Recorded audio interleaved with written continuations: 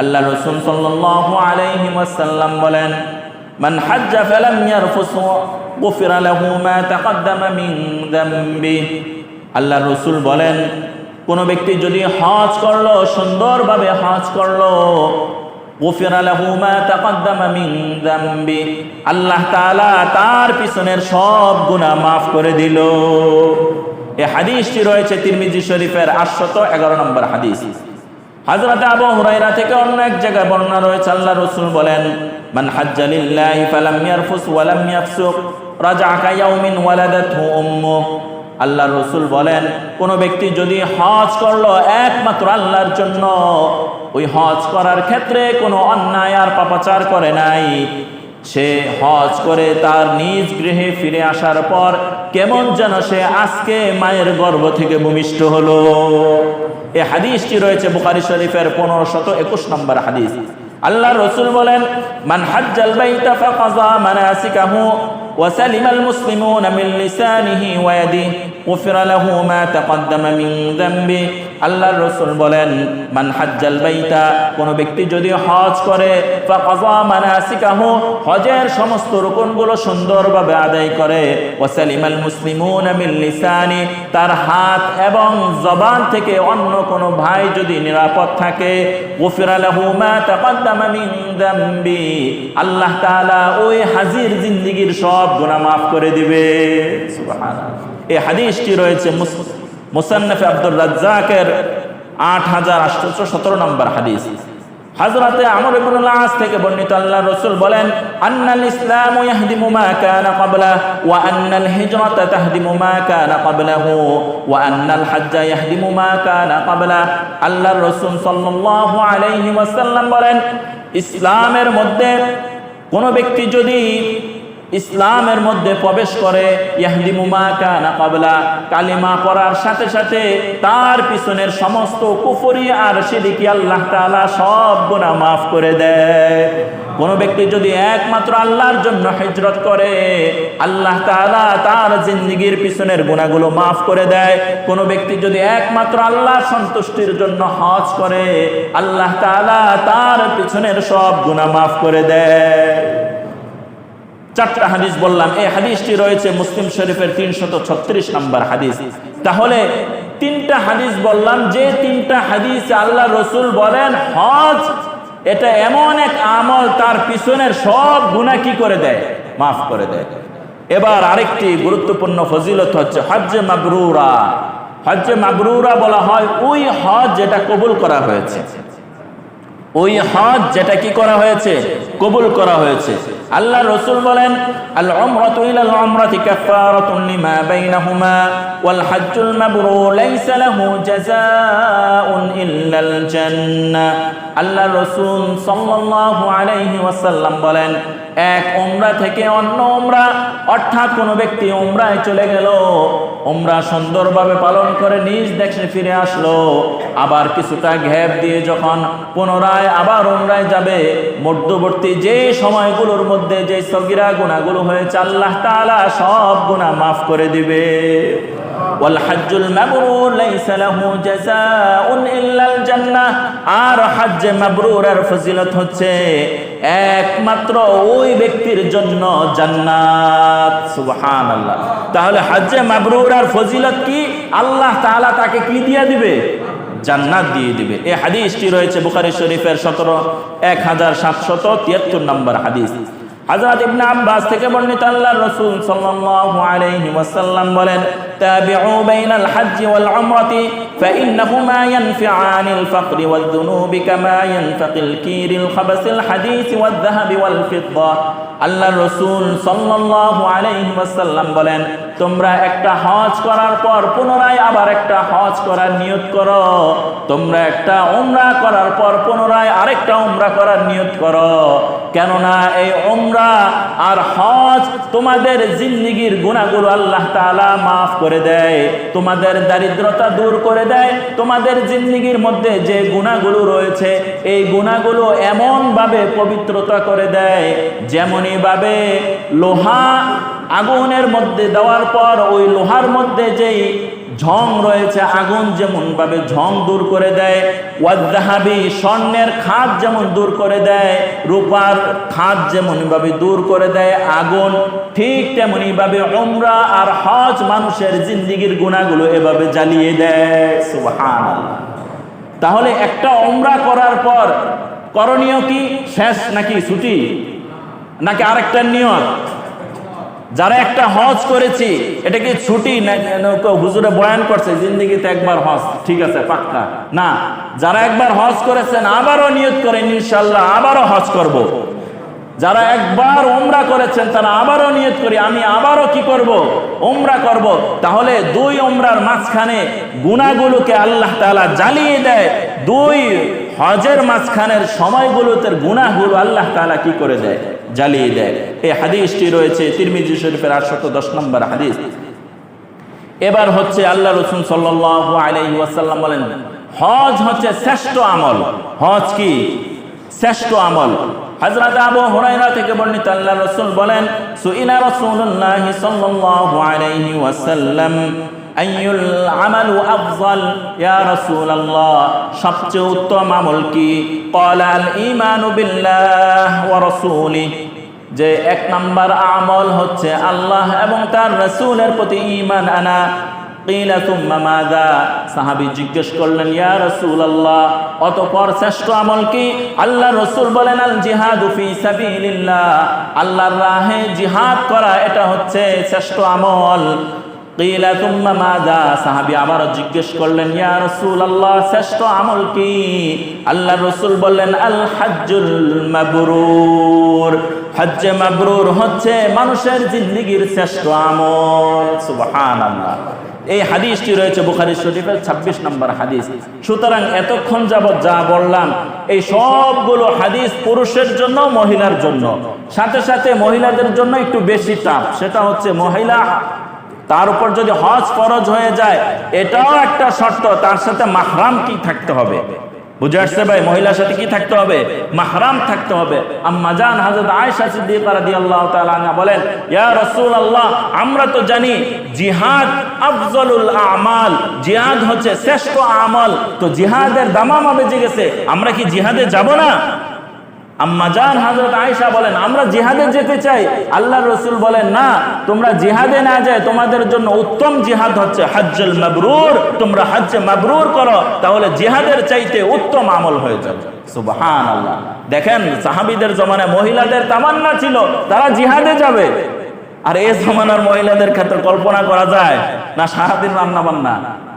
আল্লাহ তাআলা হেফাজত করুক। ঈমানের দিক থেকে সর্বদা আমাদের উচ্চ মন মানসিকতা থাকতে হবে এবং হজের ব্যাপারে আমাদের দৃঢ় বিশ্বাস থাকতে হবে যে আমার হজটা করব আমি হজ্জে মাবরুর।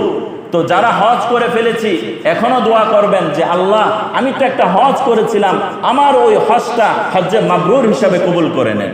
বারবার যদি বলতে থাকেন হয়তো আল্লাহ তাআলা আপনার হজটা কি করে নিবে? হজ্জে মাবরুর করে নিবে। আর বারবার যাওয়ার নিয়ত করি, যারা তো গেছে, যারা যাই নাই তারাও নিয়ত করি এবছর যারা গেলেন আল্লাহ তাআলা সকলকে হজ্জে মাবরুর করার তৌফিক দান করেন। আর যারা যেতে পারি নাই আল্লাহ তাআলা আমাদেরকে হজ করার তৌফিক দান করেন। ইনশাআল্লাহ আগামী জুমায় কোরআন পড়ার একটা আদব হচ্ছে, আমরা যে কোরআন তেলাওয়াত করি এর একটা অন্যতম আদব হচ্ছে যদি অর্থ বুঝে পড়তে পারি তাহলে তো মাশাআল্লাহ ভালো, আর যদি অর্থ বুঝে না পড়তে পারি, কোরআন যখন আমি তেলাওয়াত করি মাঝে মাঝে জান্নাত শব্দ আসে না? আসে কি না? সবাই চুপ করে রয়েছে, একজন মানে কোরআন পড়ে না। কোরআন পড়ার ক্ষেত্রে মাঝে মাঝে জান্নাত শব্দ আসে না? জান্নাত শব্দ যখন আসে তখন আপনি দিলে দিলে তামান্না করবেন আল্লাহ এই জান্নাতটা আমাকে দিয়ে দেন। আবার যখন কোরআন যখন তেলাওয়াত করবেন মাঝে মাঝে জাহান্নাম শব্দ আসে কি না? তখন আপনি দিলে দিলে এইটা ফিল করবেন যে আল্লাহ এই জাহান্নাম থেকে আমার কি দেন? মুক্তি দেন। এটা কোরআন তেলাওয়াতের আদব সমূহের মধ্যে থেকে এটাও একটা আদব। এখন এটা বুঝার জন্য কি পুরা কোরআনের তাফসীর আর অর্থ বোঝা শর্ত? জান্নাত শব্দ বোঝা যায়, এটা জান্নাত শব্দ আরবি না বাংলা? আরবি, কিন্তু আমরা বাংলাতেও কি করি? ব্যবহার করি। জাহান্নাম এই শব্দটা আরবি না বাংলা? আরবি, কিন্তু আমরা বাংলাতেও কি করি? ব্যবহার করি। সুতরাং যখন তেলাওয়াতের মাঝে এসে যাবে তখন সাথে সাথে ওই যে আশা আর ভয় এর মাঝামাঝি যদি থাকে, তাহলে এই কোরআন হুজ্জাতুন লাকা আও আলাইকা, এই কোরআন দলিল হবে পাঠকের জন্য পক্ষে অথবা বিপক্ষে। আপনি যখন কোরআন তেলাওয়াত করছেন, এই কোরআন সাক্ষ্য দিবে আল্লাহ সে যখন কোরআন পড়তো সে আলেম ছিল না, তার কোরআনের অর্থ জানা ছিল না, কিন্তু আপনি মাঝে মাঝে জান্নাত শব্দ উল্লেখ করেছেন, সে তো সাধারণ মানুষ, সে আপনার কাছে জান্নাতটা চাইতো। তখন এই কোরআন সুপারিশ করবে, আল্লাহ এই ব্যক্তি যেহেতু জান্নাত চাইতো, আপনি তাকে জান্নাত দিয়ে দেন, কোরআনের এই সুপারিশ ওই ব্যক্তির ব্যাপারে গ্রহণ করা হবে। সুবহানাল্লাহ। হয়ে যাও বলতে এই ঘর থেকে তোমরা উপকার গ্রহণ করো। কোন ঘর? খানায়ে কাবা। খানায়ে কাবা থেকে তোমরা উপকার গ্রহণ করো, কেননা ফাকাদ হাদামা মাররাতাইন, এটা দুইবার ধ্বংস হয়েছে। কাবা ঘর কয়বার ধ্বংস হয়েছিল? দুইবার ধ্বংস হয়েছে। আল্লাহ রাসূল বলেন ওয়ায়ারফাউ ফিস সালিস, তৃতীয়বার কাবা উঠায় নেওয়া হবে। তৃতীয়বার কাবা উপরে আসমানে উঠিয়ে নেওয়া হবে। তখন কোটি টাকা দিয়েও কি করা যাবে না? হজ করা যাবে না। আর হজের অন্যতম আরেকটা হচ্ছে যে আল্লাহর রসুল ইব্রাহিম আলাইহিস সালাতু ওয়াস সালাম যখন আযান দিলেন, হজের এলান করলেন, তখন হাদিসের মধ্যে রয়েছে ওই এলানটা আল্লাহ তাআলা পৃথিবীর পূর্ব থেকে পশ্চিম, উত্তর থেকে দক্ষিণ, আসমান আর জমিনের মধ্যে সব জায়গায় ওই এলানটা প্রচার করে দিয়েছে। সুবহানাল্লাহ। ওয়াআযিন ফিন নাস বিল হজ্জ ইয়াতুকা রিজালান ওয়া আলা কুল্লি দামির ইয়াতিনা মিন কুল্লি ফাজ্জিন আমিক।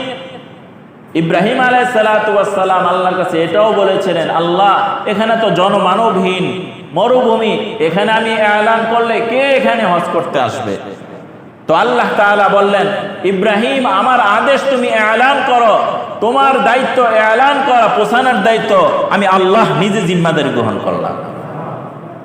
এক হাদিসের মধ্যে রয়েছে আল্লাহ তাআলা এই আওয়াজ শুধু পৃথিবীর বুকে পৌঁছান নাই, বরং আরশে আজিমের মধ্যে রূহের জগতে এই আওয়াজ পৌঁছে দিয়েছেন। যারা সেদিন লাব্বাইক বলেছে, আল্লাহ তাআলা তাদের জন্য হজকে কবুল করে নিয়েছে।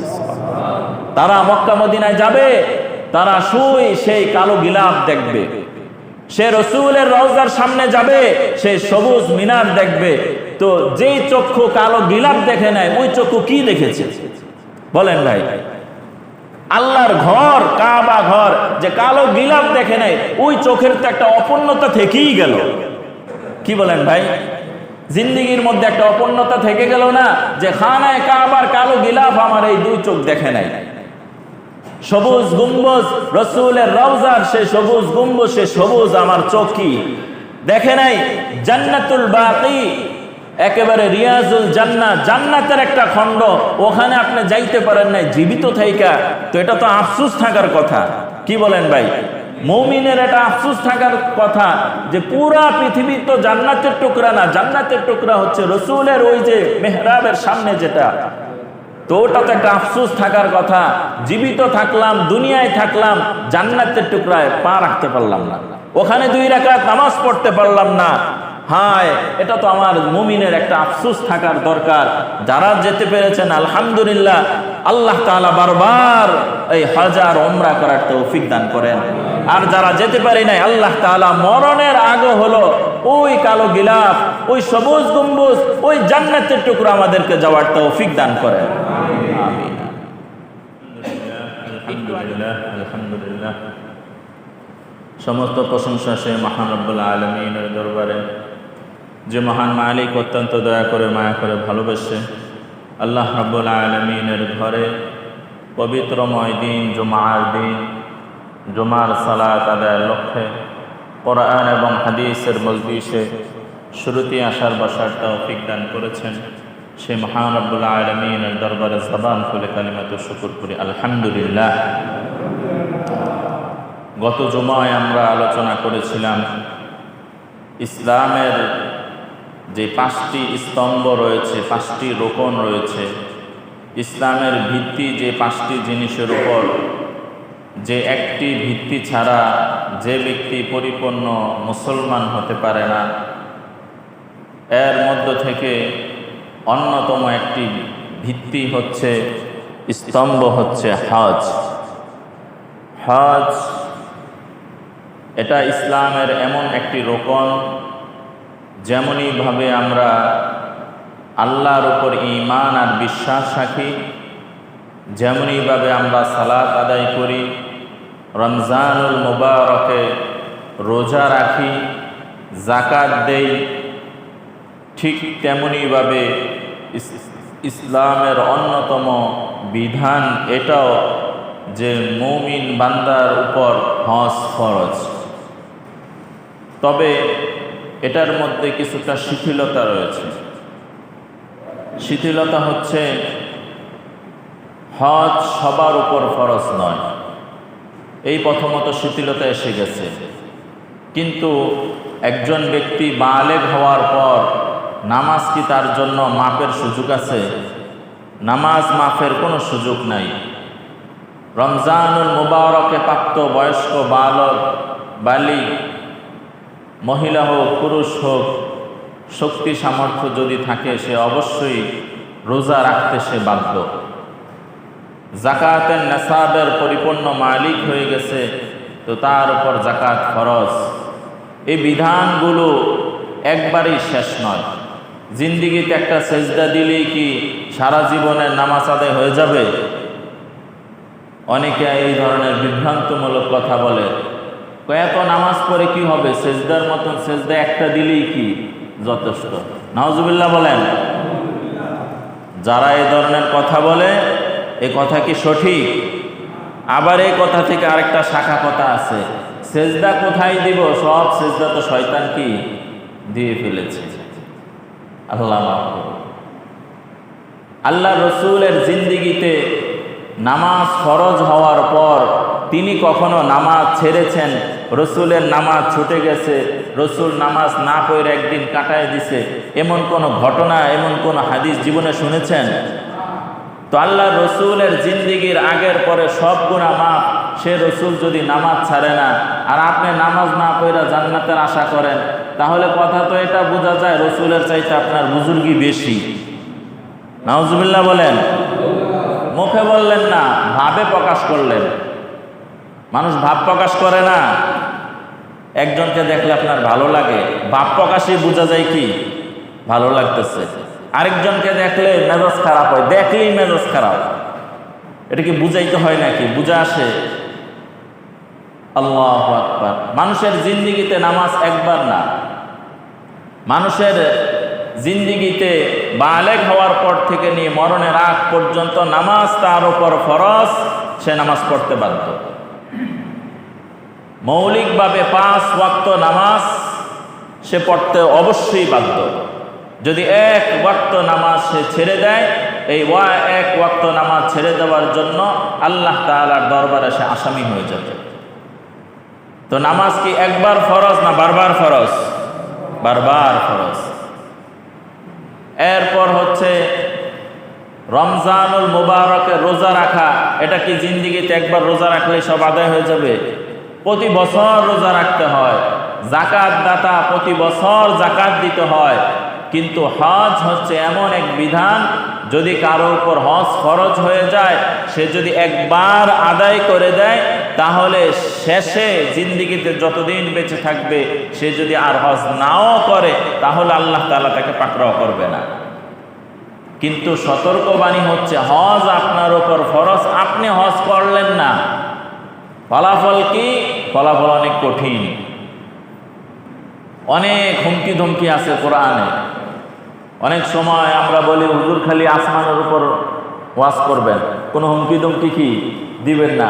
হুমকি ধমকি তো আল্লাহ কোরআনে দিয়ে রাখছে।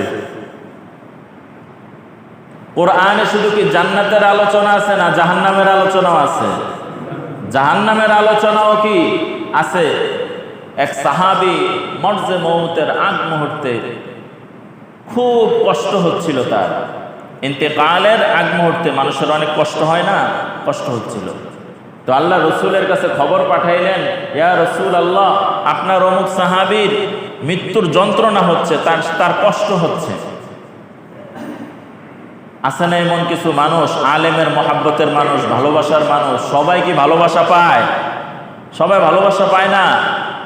কিছু মানুষ থেকে যায় সে ভালোবাসার, কিন্তু আমি আপনাকে ভালোবাসা এটাকে তসবির মতো জপতে হবে না। তো আল্লাহ রসুলের এমন কিছু পছন্দের কি ছিল? সাহাবী ছিল। তবে আল্লাহ রসুলের একটা বৈশিষ্ট্য ছিল, সব সাহাবী মনে করত আল্লাহ রসুল মনে হয় আমাকে সবচেয়ে বেশি ভালোবাসে। সুবহানাল্লাহ, এটা রসুলের মুআজিজা। কিন্তু আমরা তো সেটা পারি না। আমাকে মেজাজ প্রকাশ পাওয়া যায়, আমাদের দুর্ব্যবহার কি হয়ে যায়? প্রকাশ পেয়ে যায়। উত্তম আখলাকের অধিকারী ছিলেন। তো আল্লাহ রসুলের কাছে যখন খবর আসলো, ইয়া রসুল আল্লাহ, আপনার অমুক সাহাবী মরজে মৌতের অবস্থায় কষ্ট হচ্ছে, আল্লাহ রসুল তাড়াহুড়া করে কিছু কাপড় পরিধান করে ওই সাহাবীর বাড়িতে গেলেন। যাওয়ার পর জিজ্ঞেস করলেন, ও আমার সাহাবী, তার বুকের মধ্যে হাত রাখলেন, রেখে জিজ্ঞেস করলেন, তোমার এখন কেমন লাগতেছে? আমরা বলি না, অসুস্থ মানুষের কাছে যায় বলি, আপনার এখন কি লাগতেছে, কেমন লাগছে? আল্লাহ রসুল ওই সাহাবীর বুকে হাত রেখে বললেন যে তোমার এখন কেমন লাগছে?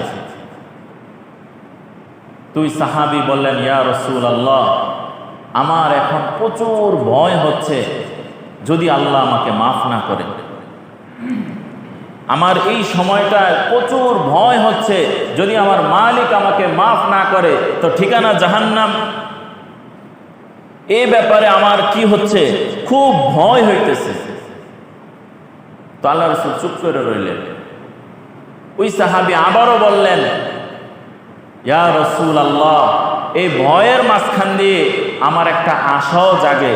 আল্লাহ রাসূল বললেন, কাইফাল আমাল, তোমার ওই আমল কি আশা জাগে? তো সাহাবী বললেন যে আল্লাহ তাআলা তো রহমান, আল্লাহ তাআলা গফফার, আমি আশা রাখি আল্লাহ আমাকে মাফ করে দেবে। সুবহানাল্লাহ। আল্লাহ রাসূল বললেন, মান রাজাআকা ঈমানান শাওকান ওয়া খাউফান, যার ঈমানের অবস্থা এমন ভয় ও আশার মাঝে, সে আসলে ঈমানদার। যার ভিতরের অবস্থা এমন, সে আল্লাহকে ভয় করে, আবার কি রাখে, আশাও রাখে, তো তার মধ্যে ঈমান আছে। কিছুক্ষণ পরে ওই সাহাবীর ইন্তেকাল হয়ে গেছে। সুবহানাল্লাহ। আল্লাহ রাসূল বললেন, এই সাহাবী ঈমানের উপর ইন্তেকাল হয়েছে। তো আল্লাহর প্রতি আমাদের চাহাত কেমন থাকবে? ভালোবাসা, ভয় আর আশার মাঝে কি থাকতে হবে? আল্লাহ তাআলার কাছে বিশ্বাস ও ইয়াকিন থাকতে হবে। তো কোরআন এবং হাদিসে শুধু জান্নাতের কথা নাই, জাহান্নামের কথাও কি আছে। তো কোরআন পড়ার একটা আদব হচ্ছে, আমরা যে কোরআন তেলাওয়াত করি এর একটা অন্যতম আদব হচ্ছে, যদি অর্থ বুঝে পড়তে পারি তাহলে তো মাশাআল্লাহ ভালো, আর যদি অর্থ বুঝে না পড়তে পারি, কোরআন যখন আমি তেলাওয়াত করি মাঝে মাঝে জান্নাত শব্দ আসে না? আসে কি না? সবাই চুপ করে রয়েছে, একজন মনে কোরআন পড়ে না। কোরআন পড়ার ক্ষেত্রে মাঝে মাঝে জান্নাত শব্দ আসে না? জান্নাত শব্দ যখন আসে তখন আপনি দিলে দিলে তামান্না করবেন, আল্লাহ এই জান্নাতটা আমাকে দিয়ে দেন। আবার কোরআন যখন তেলাওয়াত করবেন মাঝে মাঝে জাহান্নাম শব্দ আসে কি না? তখন আপনি দিলে দিলে এইটা ফিল করবেন যে আল্লাহ এই জাহান্নাম থেকে আমার কি দেন, মুক্তি দেন। এটা কোরআন তেলাওয়াতের আদব সমূহের মধ্যে থেকে এটাও একটা আদব। এখন এটা বোঝার জন্য কি পুরা কোরআনের তাফসীর আর অর্থ বোঝা শর্ত? জান্নাত শব্দ বোঝা যায়, এটা জান্নাত শব্দ আরবি না বাংলা? আরবি, কিন্তু আমরা বাংলাতেও কি করি, ব্যবহার করি। জাহান্নাম এই শব্দটা আরবি না বাংলা? আরবি, কিন্তু আমরা বাংলাতেও কি করি, ব্যবহার করি। সুতরাং যখন তেলাওয়াতের মাঝে এসে যাবে তখন সাথে সাথে ওই যে আশা আর ভয় এর মাঝামাঝি যদি থাকে, তাহলে এই কোরআন হুজ্জাতুন লাকা আও আলাইকা, এই কোরআন দলিল হবে পাঠকের জন্য, পক্ষে অথবা বিপক্ষে। আপনি যখন কোরআন তেলাওয়াত করছেন, এই কোরআন সাক্ষ্য দিবে আল্লাহ, সে যখন কোরআন পড়তো সে আলেম ছিল না, তার কোরআনের অর্থ জানা ছিল না, কিন্তু আপনি মাঝে মাঝে জান্নাত শব্দ উল্লেখ করেছেন, সে তো সাধারণ মানুষ, সে আপনার কাছে জান্নাতটা চাইতো। তখন এই কোরআন সুপারিশ করবে, আল্লাহ এই ব্যক্তি যেহেতু জান্নাত চাইতো, আপনি তাকে জান্নাত দিয়ে দেন, কোরআনের এই সুপারিশ ওই ব্যক্তির ব্যাপারে গ্রহণ করা হবে।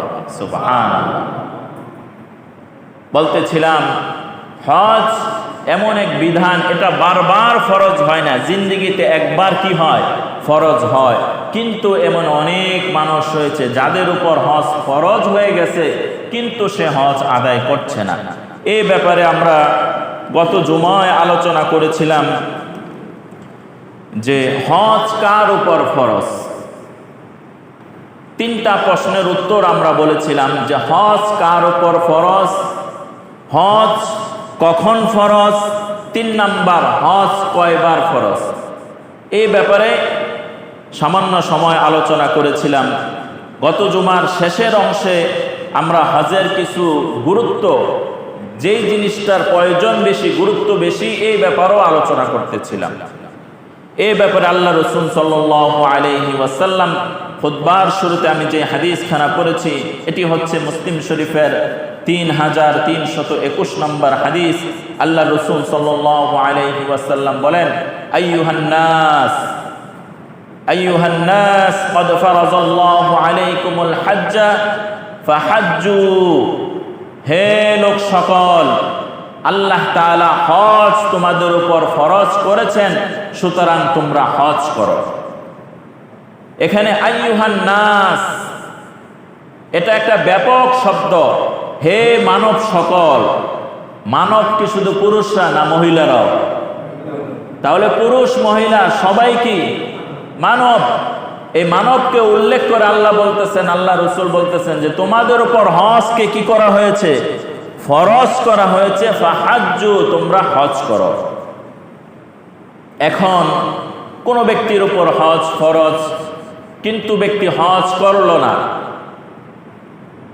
এমন ব্যক্তির ব্যাপারে আল্লাহ রাসূল সাল্লাল্লাহু আলাইহি ওয়াসাল্লামের পক্ষ থেকে যে হাদিসগুলো রয়েছে, আমি 5টা হাদিস আপনাদের সামনে উল্লেখ করব। আল্লাহ রাসূল সাল্লাল্লাহু আলাইহি ওয়াসাল্লাম বলেন, মান আরাদাল হাজ্জা ফালইয়াতাআজ্জাল ফাইন্নাহু ক্বাদ ইয়ামরাযাল মারিজ ওয়া তাফাদ্দালাদ দালালা ওয়া তা'রুজুল হাজ্জা। এই হাদিসটি রয়েছে মুসনাদে আহমদের 1833 নম্বর হাদিস। আল্লাহ রাসূল বলেন, মান আরাদাল হাজ্জা, যে ব্যক্তি হজের ইরাদা করলো, ইচ্ছা করলো, ফালইয়াতাআজ্জাল, সে যেন খুব দ্রুত করে। হয়তোবা আমার বয়ানের শেষে মসজিদ ভরে যাবে, এখন তো ভরে নাই, তো উপস্থিত যারা আছেন এরা একটা বিশেষ একটা বরকতের কথা বলি। এ যারা উপস্থিত আছেন সবাই বলেন, ইনশাআল্লাহ আমি হজ করব। আবার বলেন, আবার বলেন। আর এত সবাই বলছেন, এর মধ্যে থেকে অনেকে আছেন যারা হজ অলরেডি কি করেছেন, এরা বলেন পুনরায় হজ করব। বলেন পুনরায় হজ করব। এই যে একটা নিয়ত করে ফেললেন, তো এই যে মান আরাদাল হাজ্জা, হজের কি করছেন, নিয়ত করেছেন, ফালইয়াতাআজ্জাল, এবার দ্রুত করেন। নিয়ত করা শেষ আমাদের, এখন কাজ কি, দ্রুত করা। তো যারা হজ করে ফেলেছেন আল্লাহ তাআলা তো এদের উপর রহম করেছেন, যারা হজ করেছেন এদের উপর কি হয়ে গেছে, আল্লাহর রহম হয়ে গেছে। আর যারা হজ করলেন না, এই মাত্র নিয়ত করলেন হাদিস অনুযায়ী, এই মাত্র নিয়ত করলাম না, ফালইয়াতাআজ্জাল, সে যেন দ্রুত করে। কেন দ্রুত করবেন, কেন? উত্তর, হাদিস হচ্ছে জামে, মানে এমন এক হাদিস, আল্লাহ রাসূলের চাইতে উচ্চ ব্যাখ্যাকার, উচ্চ তাফসীরকারক, উচ্চ বক্তা কেউ ছিল? তো রাসূলের কথা হয় ছোট কিন্তু খুব দামি কথা। এ কারণে আমার আলোচনার মধ্যে কিচ্ছা কাহিনী বাদ দিয়া অধিক হাদিস বলার কি করি, চেষ্টা করি। এতে জ্ঞানীদের জন্য অনেক খোরাক রয়েছে। আর যারা কানের সুখের জন্য আসেন, এরা কানের সুখ তেমন একটা কি পাবেন না, কিন্তু আখিরাতের পাথেয় হবে যদি মনোযোগের সাথে শুনেন। তো ফালইয়াতাআজ্জাল, দ্রুত করো, তাড়াতাড়ি করো। প্রশ্ন হচ্ছে কেন তাড়াতাড়ি করব? আল্লাহ রাসূল বলেন ফাইন্নাহু ক্বাদ ইয়ামরাজুল মারিজ, হয়তোবা খুব দ্রুত অসুস্থতা তোমার সাথে সাক্ষাৎ করবে। অসুস্থতা মানুষের সাথে খুব দ্রুত কি করে? সাক্ষাৎ করবে। তো এমন অসুস্থ বিছনায় পড়ে গেছেন, তো আর হজে যায় তো বিছনায় শুয়ে শুয়ে কি হজ করা যাবে? বলেন না ভাই। বিছনায় বসে বসে বিছনায় শুয়ে কি করা যায় না? হজ করা যায় না। আবার বছরের এমন একটা সময় আপনি অসুস্থ, যখন হজ চলে, তো আপনি হজ করতে পারলেন না। হজের মৌসুম যখন শেষ, তখন আপনি সুস্থ, তখন এখন হজ করতে লাগে 8 লাখ টাকা, তখন বললেন আমি 20 লাখ দিয়ে হজ করে আসবো, ফাঁকা মাঠে গোল দিয়ে আসবো, হজ হবে? বলেন না ভাই। এই যে হজের মৌসুমে আরাফার ময়দানে লক্ষ কোটি মানুষ না, আপনি চিন্তা করুন এত মানুষ থাক, যখন সব মানুষ চলে যাইব তখন আরাফার ময়দান পুরা খালি, আমি 1 লাখ লাখ করে আসবো, হজ করে আসবো। হজ হবে ভাই? এটার নাম হজ না। হজ এর আবিধানিক অর্থ হচ্ছে ইচ্ছা করা। আবিধানিক অর্থ কি? ইচ্ছা করা। পরিভাষায় হজ বলা হয় নির্দিষ্ট দিনে, নির্দিষ্ট স্থানে, নির্দিষ্ট কিছু কর্মকাণ্ড করা আল্লাহ তাআলা সন্তুষ্টি অর্জনের জন্য। এটাকে কি বলে? হজ বলে। তাহলে নির্দিষ্ট দিনে, তাহলে হজের মৌসুমে আপনার কি করতে হবে? হজ করতে হবে। এরপর আল্লাহ রাসূল বলেন ওয়াতাদিল্লুদ দালালা, হয়তোবা তোমার মধ্যে কোনো বিভ্রান্তি এসে পড়বে। এই যে হজের একটা মন মানসিকতা আছে, ইচ্ছা আছে, চেষ্টা শুরু করে দেন। ওয়াতাআরুজুল হাজ্জা, অথবা তোমার সামনে এমন এক প্রয়োজন আসবে তুমি হজে যাইতে পারবে না। এমন হয় কি না? মানুষের সামনে এমন একটা বিপদ এসে যায়, এমন এক প্রয়োজন এসে যায়, সে আর পরবর্তীতে ওই ভালো কাজ করার কি পায় না? সুযোগ পায় না। এ কারণে কখনো যদি কোনো ভালো কাজের নিয়ত করেন তো ফালইয়াতাআজ্জাল, খুব দ্রুত করেন। কেননা আগামীর সময়গুলো আপনার এমন নাও কাটতে পারে, তখন ব্যস্ততা আপনার সাথে কি করবে? সাক্ষাৎ করবে, তখন হয়তোবা সেই সুযোগটা হবে না। এ কারণে হজের ক্ষেত্রে দ্রুত করার 1 নাম্বার কাজ হচ্ছে দ্রুত কি করবেন? নিয়ত পাক্কা করবেন। হজ করার জন্য অন্যতম আরেকটা জরুরি যে আসবাব, সেটা হচ্ছে টাকা। আমরা যেহেতু বাংলাদেশে আছি, আমরা কি মক্কা মদিনার আশেপাশে? মক্কা মদিনার কি না আশেপাশে না, অনেক দূরে। হ্যাঁ, আল্লাহ তাআলা কুরআনুল কারীমের মধ্যে 17 নম্বর পারার 14 নম্বর পৃষ্ঠা সূরাতুল হজের 26 নম্বর আয়াতে বলেন, ও আমার হাবিব ইব্রাহিম আলাইহিস সালাতু ওয়াস সালাম, আপনি ঘর নির্মাণ করেন এবং এটাকে পবিত্র রাখেন, যারা দাঁড়িয়ে থাকবে, যারা রুকু করবে, যারা সেজদা করবে। আর এই ঘরের মধ্যে মানুষ দূর দূরান্ত থেকে পায়ে হেঁটে এবং কৃষ্ণকায় দুর্বল উটের উপর সওয়ার করে এখানে আসবে, আর কেউ পায়ে হেঁটে আসবে। তো কোরআনে তো আছে পায়ে হেঁটে আসা, এখন পায়ে হেঁটে কি রওনা দিবেন? কয়েকদিন আগে দেখলাম একজন ব্যক্তি বাংলাদেশ থেকে পায়ে হেঁটে কি হজের উদ্দেশ্যে কি রওনা হয়েছে। না না, ইসলামের মধ্যে এই বিষয়গুলো নেই। লা রুহবানিয়াতা ফিল ইসলাম, ইসলামের মধ্যে বৈরাগ্যতা নাই, ইসলামের মধ্যে পাগলামি নাই। এটা এক ধরনের পাগলামি। আপনি হেঁটে হজ করতে যাবেন কেন? আপনার উপর যদি শক্তি সামর্থ্য না থাকে, আপনার উপর কি ছিল না? হজ ফরজ ছিল না। সেই নিজের উপর কষ্ট কি করছে? চাপায় নিছে। ইসলাম এমন?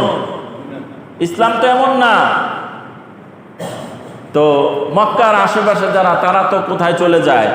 পায়ে হেঁটে চলে যাইতে পারে। আমরা কি পায়ে হেঁটে যাইতে পারবো ভাই? এ কারণে হজের জন্য অন্যতম একটা উপকরণ কি? অর্থ। 1 নাম্বার হচ্ছে ইচ্ছা। ইচ্ছাটা কেমন? করলাম এরকম না, প্রবল ইচ্ছা, 100তে 100 ইচ্ছা। এরপর হচ্ছে চেষ্টা। যদি এই দুইটা থাকে, অবশ্যই আল্লাহ তাআলা আপনাকে কি করাবেন? হজ করাবেন। এমন হাজারো ইতিহাস আছে। এক ব্যক্তি অনেক টাকার মালিক না, আমি অনেকদিন আগে ঘটনা শুনছি। এক রিক্সা চালক, এক হাজী সাহেব পাসপোর্ট অফিসে যাচ্ছে, ঘটনাচক্রে ওই রিক্সার মধ্যে ওনার পাসপোর্টটা কি পড়ে গেছে। তো উনি যখন পাসপোর্ট অফিসে আবার যে কোনো একটা কাজের জন্য গেছে, পকেট হাত দিয়ে দেখে কি নাই, পাসপোর্ট নাই। তো উনি যেখান থেকে রিক্সায় উঠছে ওখানে গেছে, যা দেয় ওই লোক।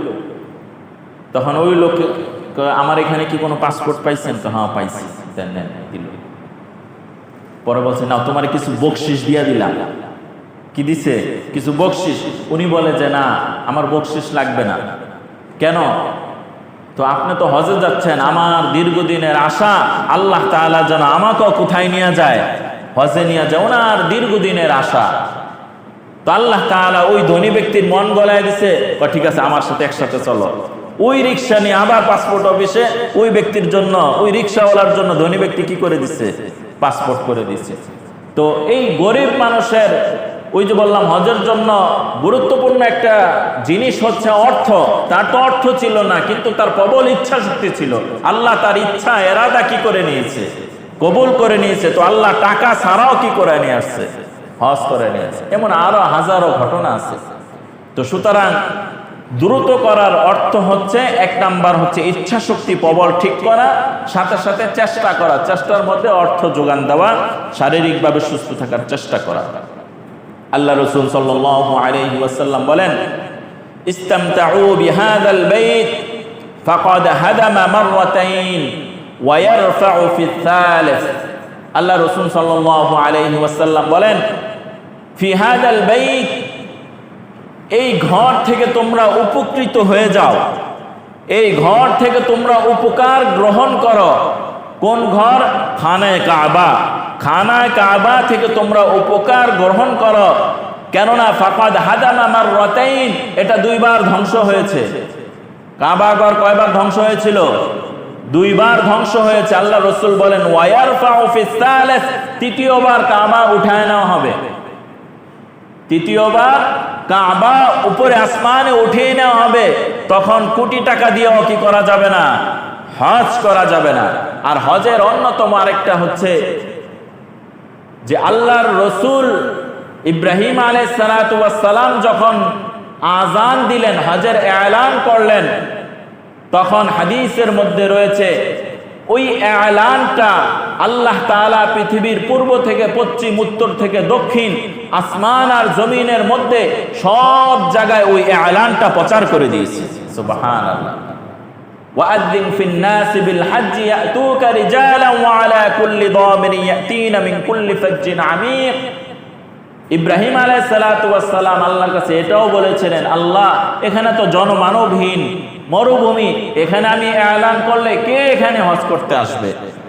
তো আল্লাহ তাআলা বললেন, ইব্রাহিম আমার আদেশ তুমি এলান করো, তোমার দায়িত্ব এলান করা, পৌঁছানোর দায়িত্ব আমি আল্লাহ নিজে জিম্মাদারি গ্রহণ করলাম। এক হাদিসের মধ্যে রয়েছে আল্লাহ তাআলা এই আওয়াজ শুধু পৃথিবীর বুকে পৌঁছান নাই, বরং আরশে আজিমের মধ্যে রূহের জগতে এই আওয়াজ পৌঁছে দিয়েছেন। যারা সেদিন লাব্বাইক বলেছে, আল্লাহ তাআলা তাদের জন্য হজকে কবুল করে নিয়েছে। তারা মক্কা মদিনায় যাবে, তারা সেই কালো গিলাফ দেখবে। সে রসুলের রওজার সামনে যাবে, সে সবুজ মিনার দেখবে। তো যেই চক্ষু কালো গিলাফ দেখে নাই, ওই চক্ষু কি দেখেছে বলেন ভাই? আল্লাহর ঘর কাবা ঘর যে কালো গিলাফ দেখে নাই, ওই চোখের তো একটা অপূর্ণতা থেকেই গেল। কি বলেন ভাই? জিন্দেগির মধ্যে একটা অপূর্ণতা থেকে গেল না, যে খানায়ে কাবার কালো গিলাফ আমার এই দুই চোখ দেখে নাই। সবুজ গম্বুজ রসুলের রওজার, সে সবুজ গম্বুজ, সে সবুজ আমার চোখ কি দেখে নাই। জান্নাতুল বাকি, একেবারে রিয়াজুল জান্নাত, জান্নাতের একটা খণ্ড, ওখানে আপনি যাইতে পারেন নাই জীবিত থাইকা। তো এটা তো আফসোস থাকার কথা। কি বলেন ভাই? মুমিনের এটা আফসোস থাকার কথা যে পুরা পৃথিবী তো জান্নাতের টুকরা না, জান্নাতের টুকরা হচ্ছে রসুলের ওই যে মেহরাবের সামনে যেটা। তো ওটা তো একটা আফসোস থাকার কথা। জীবিত থাকলাম, দুনিয়ায় থাকলাম, জান্নাতের টুকরায় পা রাখতে পারলাম না, ওখানে 2 রাকাত নামাজ পড়তে পারলাম না। হায়, এটা তো আমার মুমিনের একটা আফসোস থাকার দরকার। যারা যেতে পেরেছেন আলহামদুলিল্লাহ, আল্লাহ তাআলা বারবার এই হজ আর উমরা করার তৌফিক দান করেন। আর যারা যেতে পারি নাই, আল্লাহ তাআলা মরণের আগে হলো ওই কালো গিলাফ, ওই সবুজ গম্বুজ, ওই জান্নাতের টুকরা আমাদেরকে যাওয়ার তৌফিক দান করেন। আমিন। একটু আগে যে হাদিস পড়লাম, আল্লাহ রসুল বলেন এ ঘর থেকে তোমরা উপকৃত গ্রহণ করো, উপকার গ্রহণ করো, কেননা এটা আল্লাহ তাআলা উঠিয়ে নিবে। এই হাদিসটি রয়েছে ইবনে খুজাইমার 2206 নম্বর হাদিস। হযরত ওমর ইবনে খাত্তাব রাদিয়াল্লাহু তাআলা আনহু বলেন, রাসূল সাল্লাল্লাহু আলাইহি ওয়াসাল্লাম বলেন, মান আতাকাল হাজ্জা ওয়া লাম ইয়াল হাজ্জা ফাকসামু আলাইহি আন্নাহু মাতা ইয়াহুদিয়ান আও নাসরানিয়ান। এই হাদিসটি রয়েছে কানজুল উম্মার 12399 নম্বর হাদিস। হযরত ওমর ইবনে খাত্তাব রাদিয়াল্লাহু তাআলা আনহু বলেন, আল্লাহ রাসূল সাল্লাল্লাহু আলাইহি ওয়াসাল্লাম বলেন, যাকে আল্লাহ তাআলা হজ করার সামর্থ্য দিয়েছে, হজ করার যোগ্যতা দিয়েছে, ওয়ালাম ইয়াহাজ্জা, সে কি করে নাই, হজ করে নাই, ফাকসামু আলাইহি, তাহলে কসম করে বলা যাবে সে ইহুদি অথবা নাসারা হয়ে মারা গেছে। নাউযুবিল্লাহি মিন যালিক। ভয়ঙ্কর কথা না? হজ করার তৌফিক প্রাপ্ত হয়েছে কিন্তু তিনি হজ করে নাই, তাহলে কসম করেও যদি বলে সে ইহুদি হয়ে মারা গেছে অথবা নাসারা হয়ে মারা গেছে, তাহলে এটা সত্য। আল্লাহ তাআলা আমাদেরকে হেফাজত করেন। হযরত ওমর ইবনে খাত্তাব থেকে অনেক হাদিস রয়েছে, আল্লাহ রাসূল বলেন, মান আতাকাল হাজ্জা ফালাম ইয়াল হাজ্জা ফাসাওয়াউন আলাইহি মাতা ইয়াহুদিয়ান আও নাসরানিয়ান। হযরত ওমর ইবনে খাত্তাব রাদিয়াল্লাহু তাআলা আনহু বলেন, আল্লাহ রাসূল বলেন, যাকে হজ করার ক্ষমতা দেওয়া হয়েছিল কিন্তু সে হজ করে নাই, ফাসাওয়াউন আলাইহি মাতা ইয়াহুদিয়ান আও নাসরানিয়ান, সে মারা গেল ইহুদি হয়ে নাসারা হয়ে, বরাবর। সে ইহুদি হয়ে মারা গেল না নাসারা হয়ে মারা গেল, এই বিষয়টা কি বরাবর, মুমিনের কথা আসে না। এই হাদিসটি রয়েছে রিয়াজুস সালিহিনের 1270 নম্বর হাদিস। সুতরাং যাদের উপর হজ ফরজ, অবশ্যই 1 নাম্বার কাজ হচ্ছে হজে চলে যাওয়া। কেননা হজ এমন এক বিধান, গত জুমা একটু বলেছিলাম, আপনার উপর হজ ফরজ হয়েছিল, আপনি হজ করেন নাই, এখন আপনি যদি মারা যান তাহলে হজের ওই বিধান কি রহিত হয়ে যাবে? না, রহিত হবে না। তাহলে মরণের আগ পর্যন্ত আপনার সর্বোচ্চ চেষ্টা করে যেতে হবে, আমি যেন হজ অবশ্যই করব। আর যদি হজ না করতে পারেন তাহলে ওয়ারিস যারা রয়েছে এদেরকে ওসিয়ত করতে হবে, বাবারে আমার লক্ষ লক্ষ টাকা ছিল, শরীর স্বাস্থ্য ভালো ছিল, আমার উপর হজ ফরজ ছিল, কিন্তু হজের যে এত গুরুত্ব এটা তো আমি বুঝতে পারিনি। আছে কিনা এরকম? হজের যে এত বিশাল গুরুত্ব, হজ না করে মারা গেলে আযাবের এত কঠিন ধমকি রয়েছে, এই তখন ইসলামের এই মৌলিক একটা বিধানের ব্যাপারে আমি কি ছিলাম? উদাসীন ছিলাম, আমি আর গুরুত্ব বুঝতে পারি নাই। কিন্তু এখন আমার মরণের সময় হয়ে গেছে, আমার হাতে অর্থ করিও নাই, তো আপনার জন্য এটা জরুরি আপনার ওয়ারিসকে ওসিয়ত করে যাবেন, সে যেন আপনার পক্ষ থেকে যোগ্য, আখলাকওয়ালা, আমলওয়ালা, হজ সম্পর্কে পরিপূর্ণ জ্ঞান রাখে এমন একজন ব্যক্তিকে মাধ্যমে বদলি হজ করায় নেয়। যদি হজটা করায়া নেয় ওই মৃত ব্যক্তির পক্ষ থেকে, আশা করা যায় আল্লাহ তাআলা তাকে কি করবে? মাফ করবে। এটা হলো অপশনাল, কিন্তু আগে কি করতে হবে ভাই? আপনার হজ করতে হবে। আল্লাহ তাআলা আমাদেরকে হজ করার তৌফিক দান করেন। হজ কেন করবেন? হজ 1 নাম্বার উত্তর হচ্ছে ইসলামের রোকন ভিত্তি 5টা, এর মধ্যে থেকে একটা আপনি হজ করলেন না, তো ভিত্তি আপনার কি হয় নাই? পালন হয় নাই। হজ আল্লাহর আদেশ, আপনি করতে বাধ্য, আল্লাহ সওয়াব দেখবে না দেখ, কি বলেন? নাকি হজ করলে এত সওয়াব এই কারণে হজ করি না? প্রথম মন মানসিকতা থাকতে হবে আল্লাহর আদেশ এ কারণে কি হজ, সাথে সাথে হজের অনেক বেনিফিট রয়েছে। আল্লাহ তাআলা অনেক আমলের সাথে কিছু ফজিলত ধরায় দিয়েছেন। যেমন বাংলাদেশে আছে না, একটা কিনলে একটা ফ্রি, আছে না কিছু কিনলে কিছু ফ্রি, তখন মানুষ ওটা কিনে ফ্রি পাওয়ার জন্য। ওই জিনিস, ওই পণ্যের মধ্যে অফার আছে, এই কারণে মানুষ পণ্যটা কি কিনে। তো আল্লাহ তাআলার ইবাদত কেন করব? এটাই তো যথেষ্ট, আল্লাহর আদেশ, এটা করতেই হবে, শেষ। কিন্তু আল্লাহ তাআলা দেখেন প্রতিটা আমলের সাথে কিছু কিছু ফজিলত আর বোনাস রেখেছেন। সুবহানাল্লাহ। হজ এমন এক বিধান, কেউ যদি হজগুলো পালন করে তার অনেকগুলো বেনিফিট রয়েছে। এর মধ্য থেকে আজকে দুইটা বলি। এক নাম্বার বেনিফিট হচ্ছে, আল্লাহ কোনো ব্যক্তি যদি হজ করে আল্লাহ তাআলা তার পিছনের সব গুনাহ মাফ করে দেবে। হযরত আবু হুরায়রা রাদিয়াল্লাহু তাআলা আনহু থেকে বর্ণিত, আল্লাহ রাসূল সাল্লাল্লাহু আলাইহি ওয়াসাল্লাম বলেন, মান হাজ্জা ফালাম ইয়ারফুস গুফিরা লাহু মা তাকদ্দামা মিন যামবি। আল্লাহ রাসূল বলেন, কোন ব্যক্তি যদি হজ করলো, সুন্দরভাবে হজ করলো, গুফিরা লাহু মা তাকদ্দামা মিন যামবি, আল্লাহ তাআলা তার পিছনের সব গুনাহ মাফ করে দিল। এই হাদিসটি রয়েছে তিরমিজি শরীফের 811 নম্বর হাদিস। হযরত আবু হুরায়রা থেকে অন্য এক জায়গায় বর্ণনা রয়েছে, আল্লাহ রাসূল বলেন, মান হাজ্জা লিল্লাহি ফালাম ইয়ারফুস ওয়া লাম ইয়াফসুক রাজআ কায়াউমিন ওয়ালাদাতহু উম্মুহু। আল্লাহ রাসূল বলেন, কোন ব্যক্তি যদি হজ করলো একমাত্র আল্লাহর জন্য, ওই হজ করার ক্ষেত্রে কোনো অন্যায় আর পাপাচার করে নাই, সে হজ করে তার নিজ গৃহে ফিরে আসার পর কেমন যেন সে আজকে মায়ের গর্ভ থেকে ভূমিষ্ঠ হলো। এই হাদিসটি রয়েছে বুখারী শরীফের 1521 নম্বর হাদিস।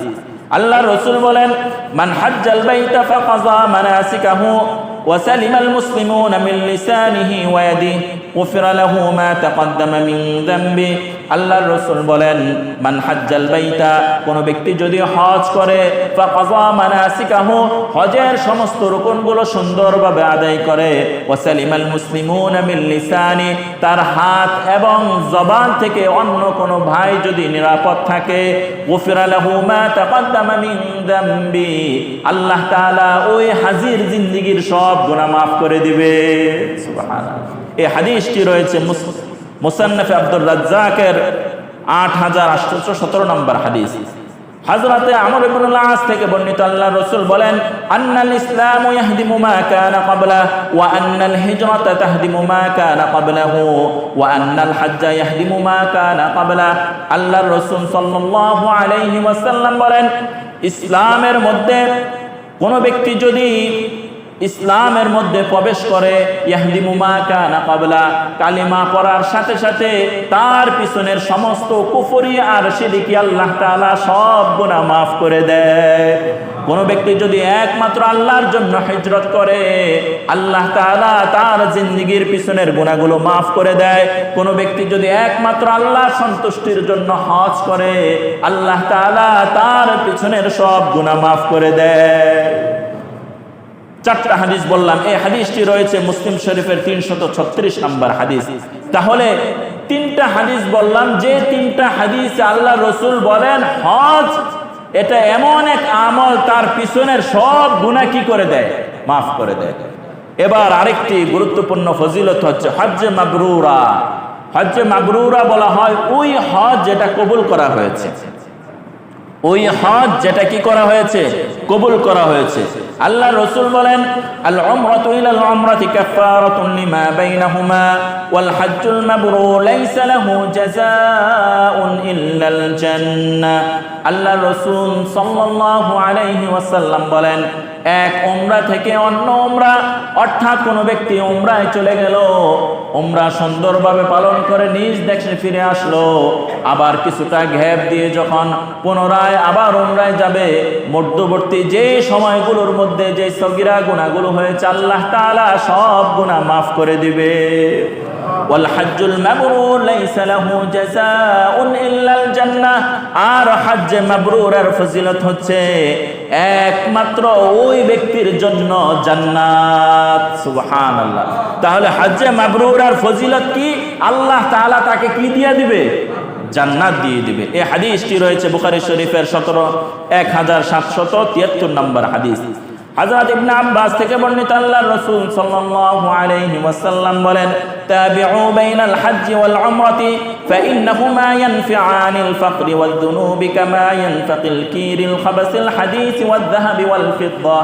আল্লাহর রাসূল সাল্লাল্লাহু আলাইহি ওয়াসাল্লাম বলেন, তোমরা একটা হজ করার পর পুনরায় আবার একটা হজ করার নিয়ত করো, তোমরা একটা উমরা করার পর পুনরায় আরেকটা উমরা করার নিয়ত করো।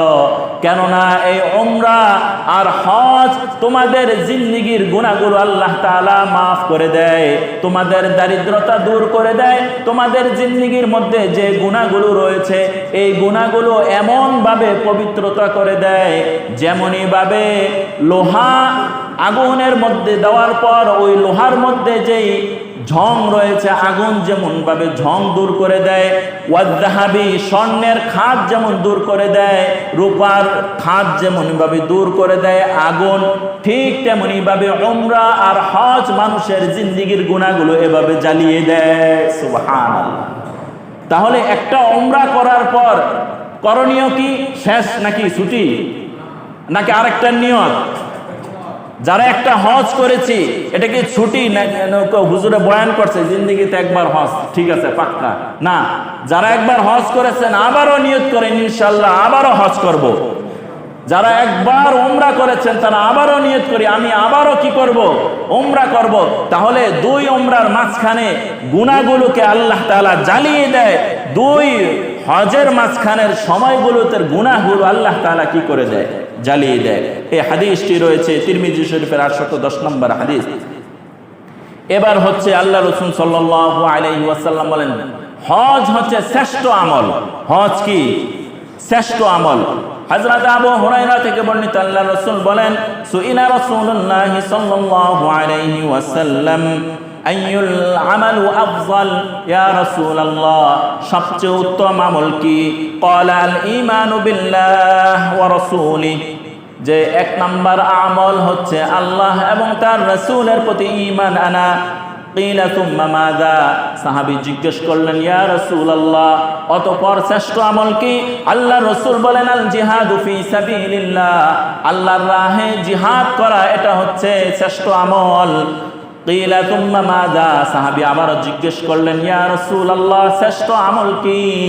আল্লাহ রাসূল বললেন আল হজ্জুল মাবরুর, হজ্জে মাবরুর হচ্ছে মানুষের জিন্দেগীর শ্রেষ্ঠ আমল। সুবহানাল্লাহ। এই হাদিসটি রয়েছে বুখারী শরীফের 26 নম্বর হাদিস। সুতরাং এতক্ষণ যাবত যা বললাম এই সবগুলো হাদিস পুরুষের জন্য মহিলার জন্য, সাথে সাথে মহিলাদের জন্য একটু বেশি চাপ, সেটা হচ্ছে মহিলা তার উপর যদি হজ ফরজ হয়ে যায় এটাও একটা শর্ত, তার সাথে মাহরাম কি থাকতে হবে। বুঝে আসছে ভাই? মহিলার সাথে কি থাকতে হবে? মাহরাম থাকতে হবে। আম্মা জান হযরত আয়েশা সিদ্দিকা রাদিয়াল্লাহু তাআলা আনহা বলেন ইয়া রাসূলুল্লাহ আমরা তো জানি জিহাদ আফজলুল আমাল, জিহাদ হচ্ছে শ্রেষ্ঠ আমল, তো জিহাদের দামামা বেজে গেছে, আমরা কি জিহাদে যাব না? আম্মা জান হযরত আয়েশা বলেন আমরা জিহাদে যেতে চাই। আল্লাহর রাসূল বলেন না, তোমরা জিহাদে না যায় তোমাদের জন্য উত্তম জিহাদ হচ্ছে হজ্জুল মাবরুর, তোমরা হজ্জে মাবরুর করো, তাহলে জিহাদের চাইতে উত্তম আমল হয়ে যাবে। সুবহানাল্লাহ। দেখেন সাহাবীদের জমানায় মহিলাদের তামান্না ছিল তারা জিহাদে যাবে, আর এই জমানার মহিলাদের ক্ষেত্রে কল্পনা করা যায় না সারাদিন রান্না বান্না। আল্লাহ তাআলা হেফাজত করুক। ঈমানের দিক থেকে সর্বদা আমাদের উচ্চ মন মানসিকতা থাকতে হবে এবং হজের ব্যাপারে আমাদের দৃঢ় বিশ্বাস থাকতে হবে যে আমার হজটা করব আমি হজ্জে মাবরুর। তো যারা হজ করে ফেলেছি এখনো দোয়া করবেন যে আল্লাহ আমি তো একটা হজ করেছিলাম, আমার ওই হজটা হজ্জে মাবরুর হিসাবে কবুল করে নেন। বারবার যদি বলতে থাকেন হয়তো আল্লাহ তাআলা আপনার হজটা কি করে নিবে? হজ্জে মাবরুর করে নিবে। আর বারবার যাওয়ার নিয়ত করি, যারা তো গেছে, যারা যাই নাই তারাও নিয়ত করি এবছর যারা গেলেন আল্লাহ তাআলা সকলকে হজ্জে মাবরুর করার তৌফিক দান করেন। আর যারা যেতে পারি নাই আল্লাহ তাআলা আমাদেরকে হজ করার তৌফিক দান করেন। ইনশাআল্লাহ আগামী জুমায় হজের কিছু কর্মকাণ্ড রয়েছে। হজের ফরজ 3টা এবং ওয়াজিব হচ্ছে 6টা। এই 9টা কাজের বিশেষ বিশেষ কিছু জায়গা রয়েছে, বিশেষ কিছু ফজিলত রয়েছে। যেমন কাবা ঘর, আপনারা যারা হজ করে আসছেন একটু সময়ের জন্য চোখ বন্ধ করলে দেখবেন সব আপনার নজরে ভাসতেছে, ভাসে কিনা ভাই? কাবা ঘর, এর পাশে হচ্ছে মুলতাজাম, এর পাশে হচ্ছে কাবার গেট, এরপরে হচ্ছে মাকাম ইব্রাহিম, এরপরে রুকনে ইয়ামানি, রুকনে ইরাকি, এরপর হচ্ছে আপনি একটা চক্কর মারবেন, এরপর কিছু জমজমের পানি পেট ভরে খাবেন, এরপর সাই মারওয়া, সাফা মারওয়া দৌড়াদৌড়ি করবেন, একবার সাফা মারওয়া যাবেন। এই যে একটা অবস্থান, আবার আরাফার ময়দানে, মিনায়, মুজদালিফা, এই যে বিশাল এক কর্মকাণ্ড, সব কিছু আল্লাহ তাআলা ফজিলত দিয়ে ভরপুর করে রাখছে।